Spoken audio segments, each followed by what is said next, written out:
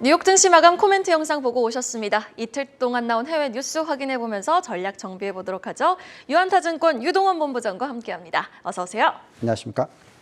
해외 뉴스 먼저 화면을 통해 만나보시죠.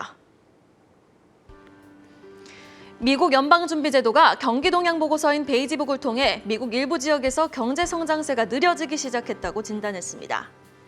조 바이든 미국 대통령은 월스트리트 저널 기고문에서 연준에 간섭하지는 않되 높은 물가는 반드시 잡겠다며 인플레이션 억제에 대한 강력한 의지를 드러냈습니다. 한편 제닛 옐런 미국 장관은 물가 상승 위험에 대한 과거 오판을 시인하며 추가적인 충격 가능성을 배제할 수 없다고 우려했습니다.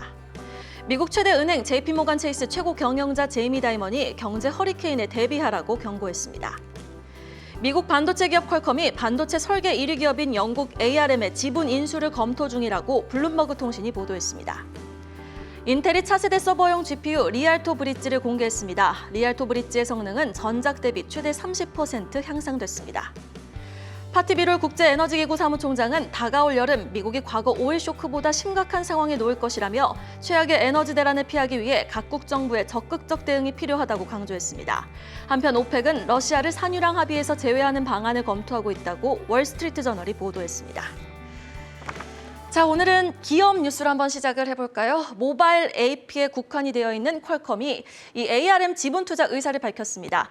다른 기업들과 컨소시엄을 구성해 투자를 할 수 있다라고도 밝혔는데 SK하이닉스와의 경쟁 혹은 협력 구도에도 관심이 모아지고 있습니다. 행간 좀 파악해 주시죠. 네. 자, 말씀하신 대로 미국 반도체 기업 퀄컴이 반도체 IP 설계 자산 1위 업체인 영국의 암스를 인수 검토 중이다라고 밝혔습니다.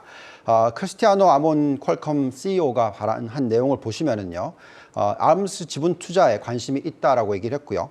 인수하기 위해서 다른 반도체 업체와 협력을 할 수도 있다라고 얘기를 했습니다. 컨소시엄이 굉장히 큰 경우에는 암스를 완전히 인수하는 방안도 가능하다라고 얘기를 했습니다. 자, 이 뉴스가 왜 중요하냐면 과거에 SK하이닉스도 이런 컨소시엄을 이룰 거라는 얘기까지도 했었기 때문에 그렇습니다. 박정호 SK하이닉스 부회장이 지난 3월 주주총회에서 했던 얘기를 보면은 여러 국가 업체와 공동 컨소시엄을 구성해서 암스 인수를 고려하고 있다라고 얘기를 했었고요. 하이닉스가 이 퀄컴과 손을 잡을지는 상당히 관심이 큰 상황이다라고 말씀을 드리겠습니다. 자, 암스가 왜 중요하냐면 이 팹리스라고 하죠. 설계 업체를 얘기를 합니다. 이 설계 도면을 제공하기 때문에 팹리스들의 팹리스라고 불리는 그런 회사이고요. 퀄컴의 스냅드래곤, 그리고 삼성전자의 엑시노스, 애플의 A15 바이오닉 등의 스마트 모바일 애플리케이션 프로세서 AP와 사물 인터넷용 칩 대부분의 저전력 반도체들을 암스 IP에 크게 의존하고 있기 때문에 그렇습니다. 자, 지금 현재 암스의 최대 주주는 다 아시는 손정희 회장이 이끄는 일본의 소프트뱅크입니다. 그래서 당연히 매각을 할 것이고 이게 인수합병으로 될지 아니면 실질적으로 IPO 기업 공개를 할 수 있을지 이 가능성에 대해서도 생각할 필요가 있습니다. 지난 2020년 9월부터 이 엔비디아와 합병을 추진을 해왔었죠. 그렇지만 이게 이제 독점 우려가 있었기 때문에 이게 실패로 갔습니다. 그렇기 때문에 지금 나오는 뉴스는 컨소시엄을 만들어서 이 다양한 국가들과 협력하는 모델로서 인수를 하는 방법이 얘기가 나오고 있습니다. SK하이닉스 관계자가 얘기했던 걸 보면은 사업 경쟁력 강화 및 기업 가치 제고를 위해서 여러 업체와 암스 공동 인수의 이 다양한 전략 방안을 검토는 하고 있다. 근데 아직 확정된 사항은 없다라고 얘기를 하고 있습니다. 아무튼 반도체 산업을 자세히 들여다보면 지금 현재 과점화 현상이 확실하게 일어나고 있는 산업이고요. 상당히 이 진입 장벽이 높기 때문에 일부 독점 우려에 휩싸이기도 합니다만 이 퀄컴의 이 컨소시엄 추진을 보고 있으면 이런 식으로 이 올리가폴리 파워라고 하죠. 과점화 현상이 일어나면서 마진을 유지하고 계속적으로 높은 수익성을 유지할 수 있는 산업이다라고 판단하고 있습니다. 자, 그렇다면 퀄컴의 밸류에이션과 매력도를 한번 들여다보시면요. 지금 현재 PER이 11배 정도 되고요. PBR이 8배 정도 되는데 정말 높은 ROE를 창출하고 있습니다. 자기자본 이익률을 창출하고 있고요. 심지어 배당 수익률까지 상당히 높은 수준으로 지금 되어 있다라고 말씀을 드리겠고, 우리가 돌려보는 잔존가치 모델상으로 적정 가치가 상당히 높은 476달러가 나오는데요.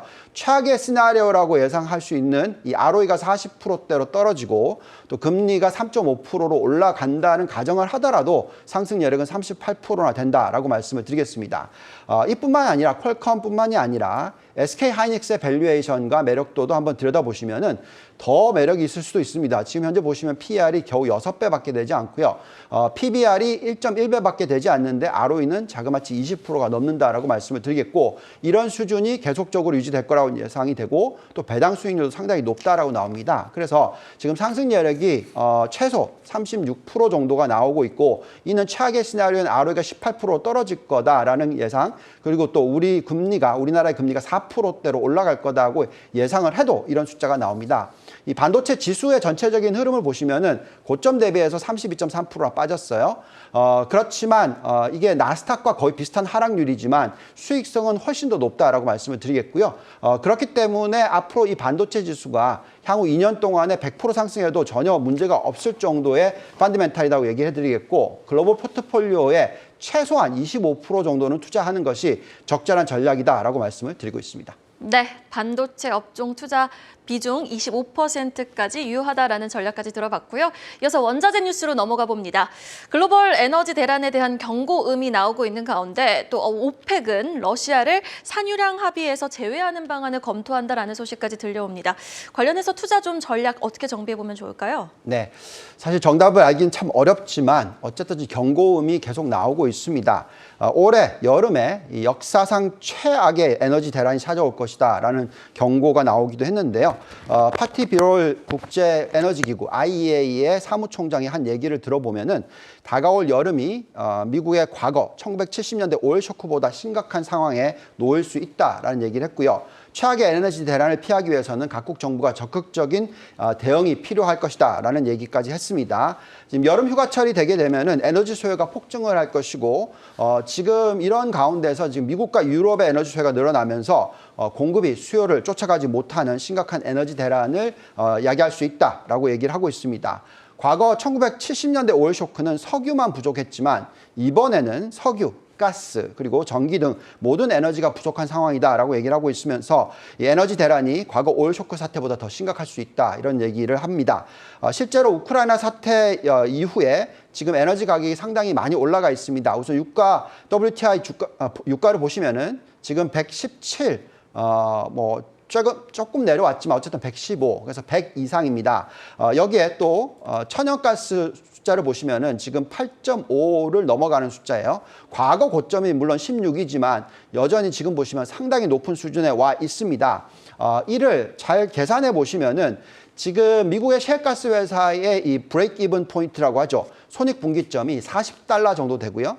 그 다음에 천연가스의 경우에 $3 정도밖에 되지 않습니다. 자, 그렇다는 것은 엄청난 수익을 벌어들이고 있다라고 말씀을 드리겠고, 이런 가운데서 이 유가 관련주라든지 이런 쪽에 에너지 관련주에 10% 정도 투자하는 게 적절하다고 생각합니다. 우리가 가장 좋아하고 있는 대표적인 5개 종목을 한번 보여드리면 캄스톡스 리소시스, 쉐브론, 옥시덴탈 페트롤리움, 대번 에너지, 코노코필립스 대부분 다 상당히 높은 상승 여력을 가지고 있고 현재 굉장히 높은 자기자본 이익률을 만들어내고 있는 것이 중요하겠습니다. 이런 이 고유 에너지 관련 쪽의 비중을 한 10% 정도 글로벌 포트폴리오 중에서 투자하는 것이 적절하고요. 더 나아가서 신재생 에너지 관련주들, 태양광 관련주들의 투자도 상당히 높게 가져가는 것이 중요할 텐데 이 부분은 글로벌 포트폴리오 약 20% 정도를 투자하는 것이 적절할 것 같습니다. 그렇다면 이 고유 에너지와 신재생 에너지 두 개 다 더했을 때 전체 글로벌 포트폴리오의 30%를 투자할 것을 권하고 있기 때문에 이는 이 반도체, IT, 대형 기술주 비중인 35%보다 조금 낮은 수준입니다. 그래서 지금 현재 시점에서 이런 에너지 관련주에 대한 투자 정말 중요하다는 말씀을 드리겠습니다. 네. 자, 이렇게 유가, QT, 또 환율 정말 생각해야 될 변수가 너무 많은데 전략을 어떻게 생각할까요?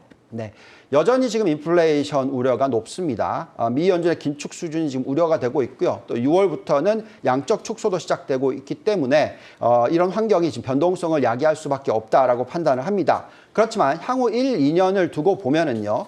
전체적으로 이 차트를 보면서 설명을 해드리면 채권과 현금은 오래 들고 있을수록 금리가 올라가고 있기 때문에 인플레이션이 유지가 되고 있기 때문에 가치가 떨어져서 위험도가 높아지는 경우가 되고요. 반면에 주식과 같은 실물 자산은 오히려 오래 들고 있을수록 높은 ROE가 유지되면서 이 위험도가 떨어질 수 있다라고 말씀을 드리겠습니다. 그래서 주식은 장기적인 투자 관점에서 리스크가 낮아지는 구간이 진행되고 있기 때문에 여기에 대해서 관심을 가지실 필요가 있겠고요.